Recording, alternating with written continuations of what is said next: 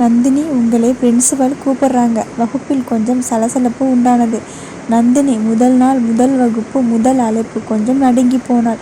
இருந்தாலும் மனதுக்குள் ஒரு குருட்டு தைரியம். தன்னுடைய 12ஆம் வகுப்பு மார்க் தெரிந்து கொண்டு அதை பற்றி பேச அழைத்திருப்பார் என்று நினைத்து கொண்டு பிரின்சிபல் ரூமிற்கு வழி கேட்டுக்கொண்டு கிளம்பினாள். அல்லி பக்கத்தில் கிசுகிசுத்தாள். என்ன திடீர் அழைப்பு? ஏதாவது பிரச்சனையா? முதல் நாளேவா? சூப்பர். ஹெச்ஓடி என்ன அங்கே பேச்சு? பேசணும் போல் இருந்தா இங்கே மேடைக்கு வாங்க. நீங்கள் பேசுகிறதை நாங்களும் கேட்டுக்கிறோம். அல்லி பல்லை கடித்து கொண்டு தலை கவிழ்ந்தாள். சைலன்ஸ். அமைதியாக இருக்க பிடிக்காதவங்க வெளியே போயிடுங்க. இங்கே இருக்கணும்னு அவசியம் இல்லை. உங்களுக்கு அட்டெண்டன்ஸ் போட்டுடுறேன். கிளாஸ் அமைதியானது. பிரின்சிபல், வாங்க நந்தினி, உங்களோட +2 மார்க் தெரிஞ்சது. Very good. Nandini, thanks ma'am. பிரின்சி, சாப்பிட்டியாமா? நந்தினி, மேம், இல்லைன்னு தெரியும், சாப்பிடு. மேம், கிளாஸ் இன்னைக்கு வெறும் அறிமுகம் மட்டும்தான் நடக்கும். இனிமேல் சாப்பிடாமல் கிளாஸ்க்கு வராதேம்மா. மேம், என்று வாசுவை காட்டினாள். வாசு டிஃபன் பாக்ஸ் எடுத்து வந்து நந்தினி முன் நீட்டினான். நந்தினி தர்ம சங்கடமானாள். பிரின்சிபல் முன் தலை கவிழ்ந்து, சாரி மேம், இனிமேல் இந்த மாதிரி நடக்காமல் பார்த்துக்கிறேன் என்று வாசு கையை பிடித்து இழுத்து கொண்டு பிரின்சிபல் ரூம் விட்டு வெளியே வந்தாள். தனியாக அழைத்து சென்று, உங்களுக்கும் உங்கள் ஃப்ரெண்டுக்கும் அறிவே இல்லையா? இப்படியா என்னை அவமானப்படுத்துவது? வாசு, அவர் சொன்னதை செய்கிறேன். என்மேல் எந்த தப்பும் இல்லை. நந்தினி, இப்போ நான் சொன்னதை செய்யுங்க. இதை அப்படியே கொண்டு போய் அவர் தலையில் கொட்டுங்க. வாசு, எங்கள் 2 பேருக்குள்ளே இருக்கிற உறவை உங்கள் கோவத்தால் பிரிச்சிடாதீங்க ப்ளீஸ்.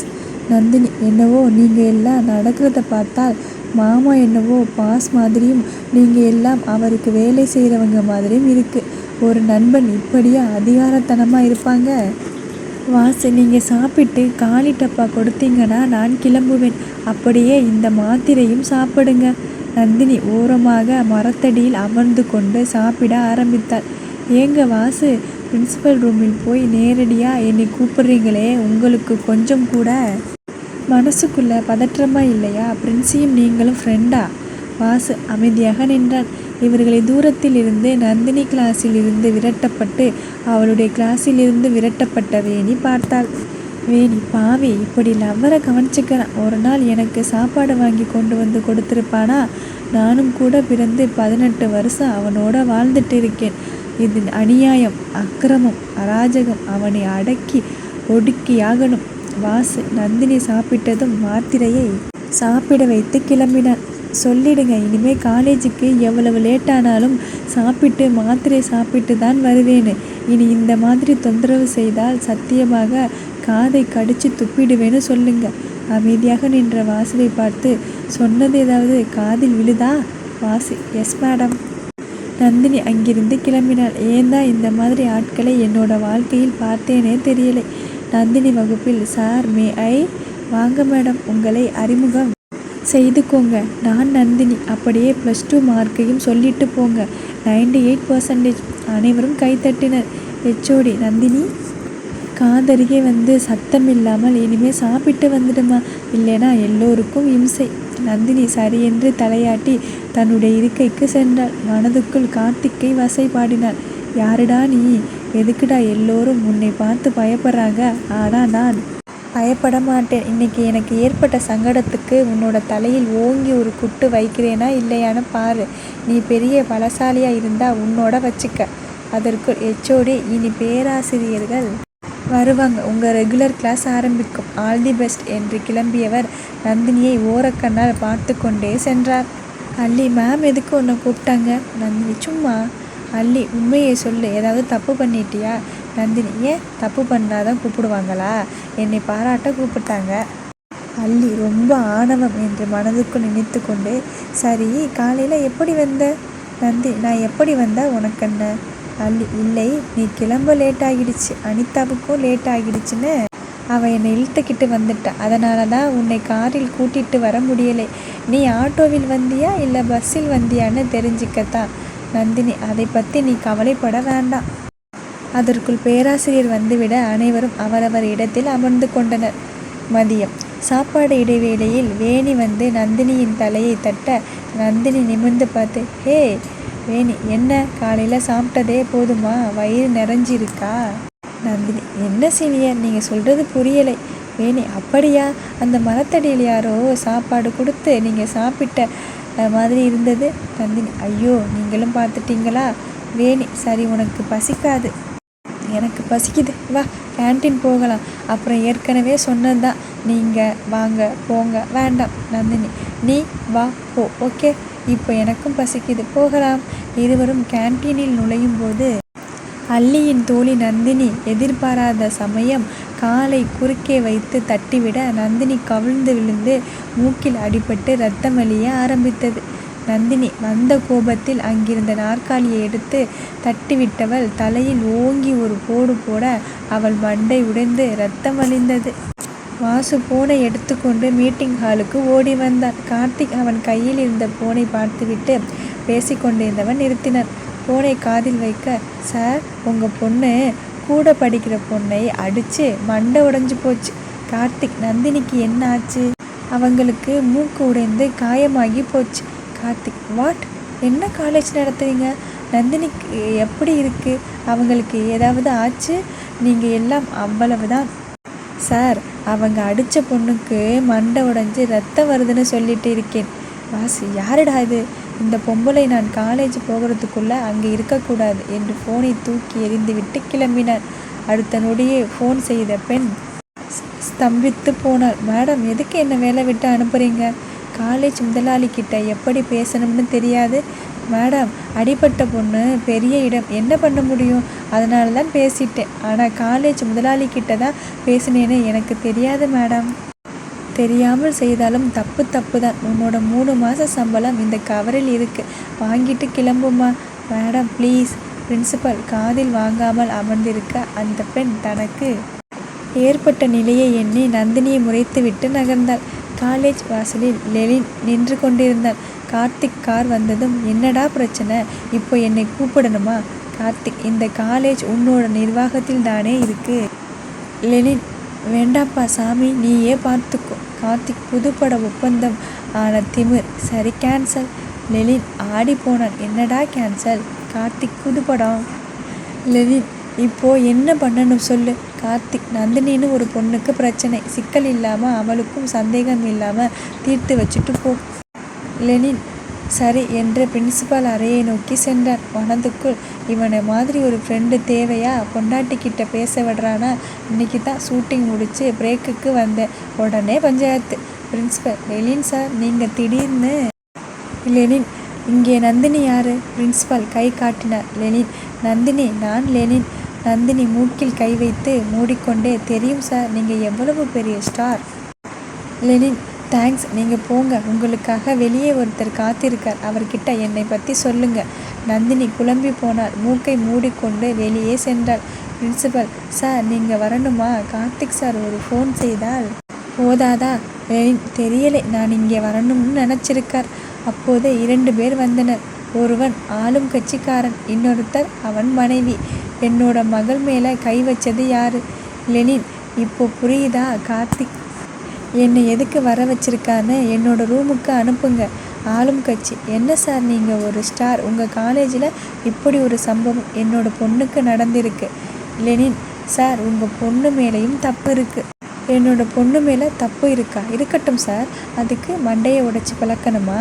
லெனின், சார் சின்ன காயம்தான், அதுக்கு எதுக்கு பிரச்சனையை பெருசு பண்ணுறீங்க? எது சார் சின்ன காயம்? 3 தையல் போட்டு இருக்குது சார். லெனின், 3 லட்சம் முடியாது சார். லெனின், கட்சி ஆஃபீஸுக்கு இடம் கேட்டீங்களே, ஏற்பாடு பண்ணுறேன். என்னவோ போங்க, உங்களை போல பேரம் பேச யார் இருக்கா? கட்சி மேலிடத்தில் சொல்லிடட்டுமா? லெனின், சரி நான் கிளம்புறேன். அந்த 3 லட்சத்தை இன்னும் 2 சேர்த்து போட்டு கொடுத்துடுங்க. பாவம் குழந்தையால் வலி தாங்க முடியலை. லெனின் சரி என்று பேராசையுடன் கிளம்பும் ஆளை பார்த்துவிட்டு திடீரென யோசித்து லெனின் ஃபோன் செய்தான். யாருடா அந்த பொண்ணு? பிரவீன், என்ன உன்கிட்டையும் அலப்பறைய ஆரம்பிச்சிட்டானா? லெனின், ஊரிலிருந்து வந்து பொண்டாட்டியை கூட பார்க்கலை. பிரவீன், கவலைப்படாதே, உன்னோட காலேஜில் தானே அந்த பொண்ணு படிக்குது, இனி நீ ஜாலியாக இருப்ப. லெனின், முதல் நாளே 5 லட்சம் பணமும் ஒரு இடமும் போச்சுடா. பிரவீன், இதுக்கே சலிச்சுக்கிட்டா எப்படி? உன்னோட கலை பயணம் எப்படி இருக்கு?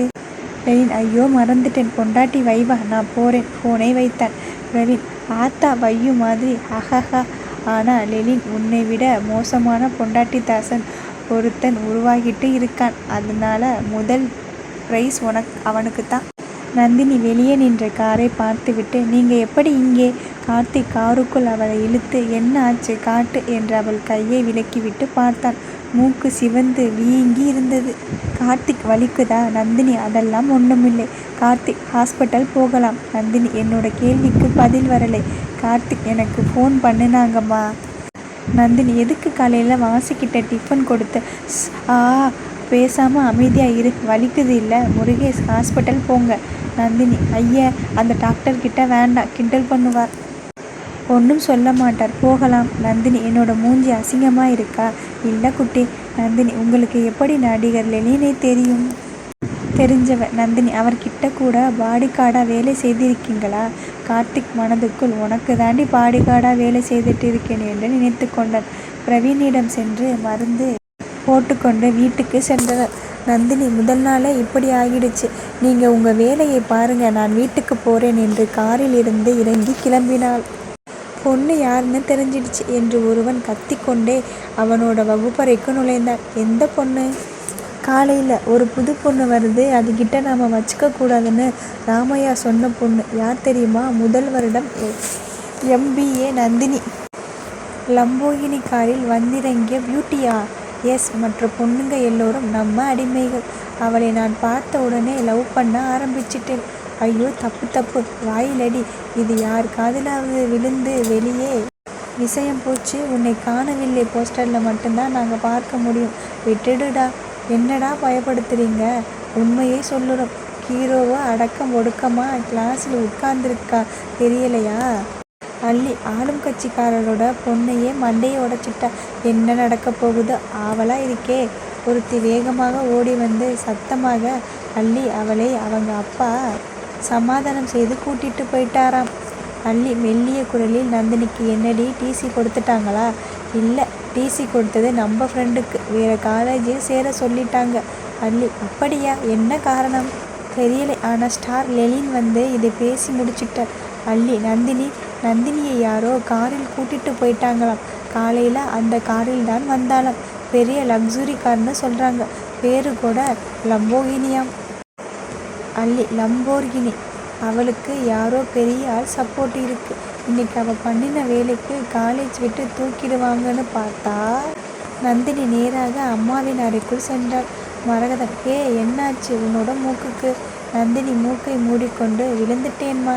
மரகதம் சிரித்தாள். முதல் நாள் காலேஜில் போய் மூக்கை உடைச்சிட்டு வந்துட்டியா? எங்கே காட்டு பார்க்கிறேன். நந்தினி ஒன்றும் வேண்டாம், கிண்டல் பண்ணுறேல, நான் உன்னோட மரகதம் சரி காட்டுமா, என்ன ஆச்சு? நந்தினி காண்பித்தாள். பொறுமையாக கவனமாக இருக்கக்கூடாதா? இன்னும் சின்ன குழந்தை மாதிரியே விழுந்துட்டு வரலாமா? நந்தினி சரி போதும், ஏதோ கால் தடுக்கி விழுந்துட்டேன், அதுக்காக இப்படியா கேலி பேசுறது? மரகதம் வா, ஹாஸ்பிட்டல் போகலாம். நந்தினி இல்லை, இப்போதான் போயிட்டு வந்தேன் என்று மருந்து சீட்டை காண்பித்தாள். மரகதம் போய் ரெஸ்ட் எடுத்துக்கோ என்றதும் நந்தினி வெளியேறினாள். முருகன், இன்னைக்கு நந்தினி சீக்கிரம் வந்துட்டா? அள்ளி இன்னும் வரலையே. மரகதம் எங்கேயோ விழுந்து வாரிட்டு வந்திருக்கா. அது சரி, நீங்கள் எதுக்கு சீக்கிரம் வந்தீங்க? முருகன், இன்னைக்கு நந்தினியை நிச்சயம் பண்ண ஆனந்த் வீட்டிலிருந்து வராங்க, அதுக்குத்தான் நான் வந்தேன். நீயும் சீக்கிரம் நல்ல புடவையை பார்த்து கட்டிக்கிட்டு தயாராகு. மரகதம், என்னங்க திடீர்னு? நந்தினிக்கு எப்படி சொல்கிறது? முருகன், சத்தம் போடாதே, அவள் பாட்டுக்குன்னு ரூமில் இருக்கட்டும். ஆனந்த் தாத்தா இப்போ வந்துடுவார். சிம்பிளாக வெத்தலை பாக்கு மாற்றிட்டு உறுதி பண்ணிக்கிறோம், அவ்வளவுதான். 3 மாதம் கழித்து கல்யாணம் வச்சுக்கலாம். மரகதம், நீங்கள் ரொம்ப அவசரப்படுற மாதிரி இருக்குது. ஆனந்துக்கு வேற ஏதோ அடிபட்டுடுச்சுன்னு சொன்னீங்க. முருகன், எல்லாம் 3 மாதத்தில் சரியாகிடும், அமைதியாக கிளம்பு. முருகன் ஹாலுக்கு வந்து பார்வதியிடம் தூக்க மாத்திரையை கொடுத்து காஃபியில் கலந்து நந்தினிக்கு கொடுக்க சொல்லி அனுப்பினார். நந்தினி காஃபியை குடித்துவிட்டு தூங்கி போனாள். ஆனந்த் தாத்தா அவருடைய பரிவாரங்களுடன் வந்து நிச்சயம் செய்து வெற்றிலை பாக்கு மாற்றி சந்தோஷமாக சிரித்து பேசிக்கொண்டிருந்தார். காலேஜ் விட்டு வந்த அள்ளி இந்த காட்சியை பார்த்து மனதுக்குள் புழுங்கி போனாள். தனியாக வந்து ஃபோனை எடுத்துக்கொண்டு மேகலாவுக்கு ஃபோன் செய்தாள். எனக்கு எதுக்கு நீ துரோகம் செய்த? மேகலா, நான் என்ன செய்தேன்? எடுத்த உடனே என்ன பேசுகிற? அள்ளி, ஆனந்தை நான் தான் கல்யாணம் செய்துக்குவேன்னு ஆசையை மனசுக்குள்ளே விதைச்சிட்டு இப்போ அப்பா அவளுக்கு ஆனந்தை நிச்சயம் செய்கிறாங்க. நான் என்ன பாவம் செய்தேன்? ஏன் என்னோட மனசை எல்லோரும் சேர்ந்து ரணப்படுத்துறீங்க என்று அழுதாள். மேகலா, அழாதே, சூழ்நிலை அப்படி ஆகிடுச்சு. அவன் அவகிட்ட எதை கண்டு மயங்கினானோ. அல்லி, இதோ பாரு, எனக்கு ஆனந்த் வேணும். இல்லைனா உனக்கு உன்னோட மகள் உயிரோட இருக்க மாட்டா. மேகலா, அப்பா கிட்ட நான் பேசுகிறேன், நீ லூசு மாதிரி பேசாதே. அல்லி, நான் உறுதியாக இருக்கேன் என்று ஃபோனை வைத்து கண்ணை துடைத்து கொண்டார். மேகலா, இப்படி என்னை இங்கே துரத்திட்டு அல்லியையும் காலேஜ் அனுப்பிட்டு ரகசியமாக உன்னோட மகளுக்கு ஆனந்தை நிச்சயம் பண்ணிட்டு இருக்கியா? உன்னை என்ன பண்ணதே பாரு. ஒருவேளை நான் உன்னோட இருந்தா இதெல்லாம் பண்ண முடியாதுன்னு நீயே ஆளை செட் பண்ணி என்னோட வயிற்றில் சொருகிட்டியா? வரேன்டா, இப்போ வர, உன்னையும் உன்னோட பொண்டாட்டையும் சும்மா விட மாட்டேன் என்று சொல்லி கொண்டார். நந்தினி முதல் நாள் படுத்தவள் மறுநாள் காலையில் தான் எழுந்தாள். நந்தினி தூக்க ஊசி போட்டுட்டான் போல இருக்கு. அந்த மரமண்ட டாக்டர் எழுந்து முகம் கழுவி போனை கையில் எடுத்தாள். கார்த்திக்கிடமிருந்து 16 மிஸ்டு கால். எடுத்து டயல் செய்ய முயற்சித்தவள் பக்கத்தில் இருந்த பேப்பரில் குறிப்பை பார்த்தாள். குட் மார்னிங் தூங்குமுஞ்சி, ஒரு வாரம் நான் ஊருக்கு போகிறேன். பத்திரமா இருக்கணும். வேலைக்கு சாப்பிடணும். மறக்காமல் என்னை மிஸ் பண்ணணும். பாய். நந்தினி, பெரிய இவரை மிஸ் பண்ணணுமா? போயா போ என்று நினைத்து ஏக்கத்துடன் போனை பார்த்தாள். காலை உணவுக்காக கீழே இறங்கியவள் முதலில் பார்த்தது மேகலாவை தான். மேகலா, குட் மார்னிங், காலேஜ் கிளம்பியாச்சா? நந்தினி அவளை பார்த்து அதிர்ந்து அவள் கேள்விக்கு பதில் சொல்லாமல் கிளம்பினாள். மனதில், அம்மா இருக்கும் போதே வந்துட்டா. ராத்திரி இங்கேயே தங்குவாளா இல்லை கிளம்பிடுவாளா? வெளிநாடு போனவள் அதுக்குள்ளே திரும்பி வர காரணம் என்ன என்ற கேள்விகளுடன் சாப்பிட்டு கிளம்பினாள். அல்லி மேகலாவுடன் பேசி கொண்டிருக்க நந்தினி அவர்களை தாண்டி சென்றாள். அல்லி, நந்தினி, நம்ம ஒன்றா காலேஜ் போகலாம் என்று சொல்லி மேகலாவிடம், அம்மா நான் கிளம்புறேன் என்று சொன்னாள். நந்தினி அதை கேட்டு அதிர்ந்தாள். அம்மாவா? மேகலா நாக்கை கடித்து அல்லியிடம் சைகை பண்ண, மிஸ், நான் போயிட்டு வரேன் என்று சொல்லிவிட்டு நகர்ந்தாள். நந்தினி யோசித்து கொண்டே வாசல் கேட் அருகே போக அங்கே பழக்கப்பட்ட கார் நின்று கொண்டிருந்தது. முருகேஷ் நந்தினிக்காக காத்திருந்தான். நந்தினி அல்லியின் காரை தாண்டி முருகேஷிடம், என்ன இன்னைக்கும் வந்திருக்கீங்க? முருகேஷ், உங்களை காலேஜில் ட்ராப் பண்ண சொல்லியிருக்காங்க. நந்தினி, யாரு? முருகேஷ், என்னோட பாஸ். நந்தினி, மேடம் சொன்னார்களா? நல்ல வேலை, நீங்கள் மாமா தான் சொன்னார்னு சொல்லியிருந்தீங்கன்னா உங்கள் மேலே கோவப்பட்டிருப்பேன். முருகேஷ், ஏன்? நந்தினி, ஏன்னா அவர் மேலே நான். முருகேஷ், ஏறிக்கோங்க. நந்தினி, இப்படி விலை உயர்ந்த காரை எனக்கு ட்ராப் பண்ண எடுத்துகிட்டு வரணுமா? எனக்கே ரொம்ப ஜாஸ்தியாக இருக்குது. முருகேஷ், பாஸ்கிட்ட வேறு கார் மாற்ற சொல்லறேன் மேடம். நந்தினி, அண்ணா என்னை மேடம்னு கூப்பிடாதீங்கன்னு சொல்லி இருக்கேன் இல்லை? முருகேஷ், என்ன சொல்லி கூப்பிட? பேர் சொல்லி கூப்பிட முடியுமா? கார்த்திக் சாருக்கு தெரிஞ்சால் அவ்வளவுதான். பேசாமல் அமைதியாக இருந்தார். நந்தினி, மாமாவுக்கு நான் உதவி செய்தேன், அதனால் அவர் எனக்கு உதவி செய்கிறார். உங்கள் முதலாளி எதுக்கு எனக்கு உதவுறாங்க? முருகேஷ், பதில் தெரியாத கேள்வி. நந்தினி, நான் இப்போ வரமாட்டேன்னு சொல்லிட்டா என்ன பண்ணுவீங்க? முருகேஷ், என்னை நாளையிலேருந்து என்னை பார்க்க முடியாது, வேலையை விட்டு தூக்கிடுவாங்க. நந்தினி, இதுக்கு கூடவா வேலையை விட்டு அனுப்புவாங்க? முருகேஷ், எங்கள் பாஸ் ரொம்ப ஸ்ட்ரிக்ட். நந்தினி, அடேங்கப்பா. நந்தினி கார் கதவை திறந்து ஏறினாள். அல்லியும் மேகலாவும் இதை பார்த்து கொண்டு நின்றனர். மேகலா, அவள் முன்னாடியே அம்மானு கூப்பிடுற. அல்லி, அவள் கண்டுக்கலை பார்த்தியா? அவள் எந்த மாதிரி காரில் ஏறி போகிறான்னு அதானே பார்த்தேன். நேற்று இவளை பற்றி எந்த காமெடியும் கேள்விப்படலை. மேகலா, நான் தான் முன்னாடி இருந்தே சொல்லிட்டு இருக்கேன்ல, அவளுக்கு யாரோ பெரிய ஆள் கூட தொடர்பு இருக்குன்னு. அல்லி, ஆமாம், நேற்று ஆளுங்கட்சி அமைச்சரோட பொண்ணை மண்டையை உடைச்சிட்டா. அதுக்கே அவளை யாரும் எதுவும் கேட்கலை. மேகலா, பாரு எப்படி ஆனந்தோட இவள் நிச்சயத்தை கெடுக்கிறேன்னு பாரு. நீ நிம்மதியாக கிளம்பு, ஆனந்த் உனக்கு தான். அல்லி, சூப்பர், தேங்க்ஸ், இப்போ நான் கிளம்புறேன் என்று மேகலா கன்னத்தில் முத்தமிட்டு சென்றாள். முருகன் வெளியே வந்து, வா என்று மேகலாவை தனியாக அழைத்து சென்று, இப்போ எதுக்கு வந்த?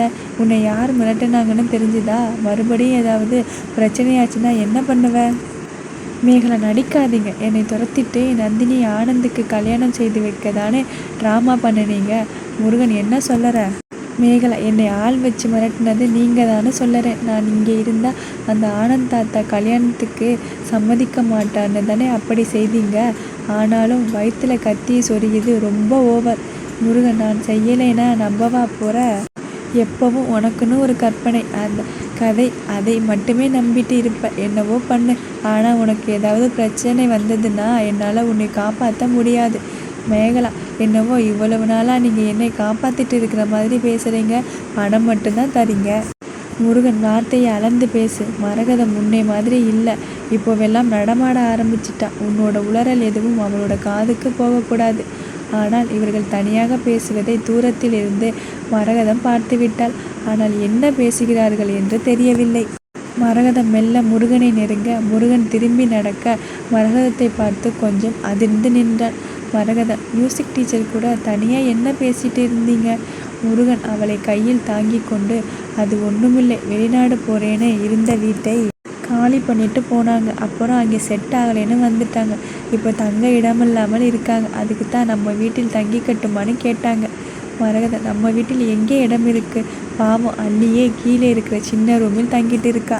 முருகன், அதுதான் நானும் சொன்னேன். ஆனால் அவங்க ரொம்ப ரெக்வஸ்ட் பண்ணி கேட்குறாங்க. அதனால் என்னால் மறுக்க முடியலை. மரகதம், சரின்னு சொல்லிட்டீங்களா? முருகன், மரகதம், இதுக்கு மேலே நான் என்ன சொல்ல முடியும்? மாடியில் உங்கள் தங்கச்சி பொண்ணுங்க 2 பேருக்கு 2 ரூம் கொடுத்துருக்குல்ல, அவங்கள ஒரே ரூமில் தங்க சொல்லிவிட்டு இவங்கள ஒரு ரூமில் தங்க சொல்லிவிடுங்க. முருகன், சரிம்மா. மரகதம், இனிமேல் இந்த மாதிரி முடிவெடுக்கும் முன்னாடி என்னையும் கொஞ்சம் கலந்துக்கோங்க. முருகன், சாரி, அவங்க ரொம்ப கெஞ்சினாங்க, அதனால தான். மரகதம், சரிங்க, இப்போ பிரச்சனை இல்லை, பிற்பாடு எடுக்க போட முடிவுகளுக்கும் தான் சொல்கிறேன். முருகன் அப்படியே பேச்சை மாற்றினான். சரி, நேற்று அந்த புடவையில் அழகாக இருந்த. மரகதம், குறும்பு பண்ணாதீங்க. முருகன், நாம் குறும்பு பண்ணி ரொம்ப நாளாச்சு. மரகதம் அவன் கையை தட்டி விட்டு, ஆஃபீஸ் கிளம்புற வேலையை பாருங்க. முருகன், ஓகே மகாராணி. தங்கள் வார்த்தையே சாசனம் என்று அவளை முத்தமிட்டு திரும்பினான். மரகதம் உள்ளே சென்றான். முருகன் மேகலாவிடம் நெருங்கினான். மேகலா கடல் பார்வையை அவன் மேல் வீசி கொண்டிருந்தாள். முருகன், மூடிட்டு ரூமுக்கு போகிற வேலையை பார், அப்புறம் நெருப்பால் என்னை எரிக்கலாம். மேகலா, கிண்டலா? இவ்வளவு நாளும் நான் உனக்கு சந்தோஷத்தை கொடுத்து உன்னோட அசிங்கமான வார்த்தையை சொல்ல வந்தவளை தடுத்து போடி என்று கடுகடுத்தான். நந்தினிக்கு நிஜமாகவே 2 நாளாக போர் அடித்தது. கார்த்திக்கு ஃபோன் செய்யவே கூடாது என்ற முடிவோடு இருந்தவள் கை தானாக டயல் செய்தது. கார்த்திக்கின் மயக்கும் குரல் ஃபோன் வழிய நந்தினி, ஓ, உங்களுக்கு போட்டுட்டேனா? சாரி, வச்சிடுங்க. கார்த்திக் ஃபோனை கட் பண்ணாமல் அவள் மேலும் பேச காத்திருந்தேன். நந்தினி, ஃப்ரெண்டுக்கு ஃபோன் பண்ண எடுத்தேன், கை தவறி உங்கள் நம்பர் மேலே பட்டுடுச்சு. கார்த்திக், சாப்பிட்டியா? நந்தினி, ஓ, இல்லைனா உங்கள் ஃப்ரெண்ட்ஸ் சும்மா விடுவார்களா என்ன? கார்த்திக், சில பாடி கார்ட்ஸ் நந்தினியை பார்த்து கொள்ள விட்டு சென்றிருந்தான், அவர்களை இப்படி குறிப்பிட்டார். கார்த்திக், இப்போ என்ன பண்ணுற? நந்தினி, உங்கள் முதலாளி அம்மா வீட்டில் டிராயிங் வரைஞ்சிட்டு இருக்கேன். ஒரு அழகான பேட்டர்ன் மனசுக்குள்ளே வந்தது, அதை வீணாக்கிடக்கூடாது தானே? கார்த்திக், நல்லது, ரொம்ப உடம்பை களைப்பாக்கிக்காம சீக்கிரம் சாப்பிட்டு தூங்கு. நந்தினி, சரி, வச்சிடுறேன் என்று அவசரமாக ஃபோனை வைத்தாள். அப்பா, சந்தேகம் எதுவும் என்மேல் வரவில்லை. யாருக்கோ ஃபோன் செய்த மாதிரி பேசிட்டேன், கொஞ்சம் எனக்கு அறிவு அதிகம் என்று சொல்லிக்கொண்டாள். கார்த்திக் நிமிர்ந்து அவளுடைய ரியாக்ஷன் பார்த்து கொண்டிருந்தாள். அவளுக்கே தெரியாமல் அவள் முன் இருந்த கேமரா மூலம் அவள் சிரிப்பை ரசித்து கொண்டிருந்தான். ஹலோ ஃப்ரெண்ட்ஸ், கதை பிடித்திருந்தால் சப்ஸ்கிரைப் பண்ணி சப்போர்ட் பண்ணுங்கள், லைக் பண்ணுங்கள், கமெண்ட் பண்ணுங்கள். தேங்க்யூ.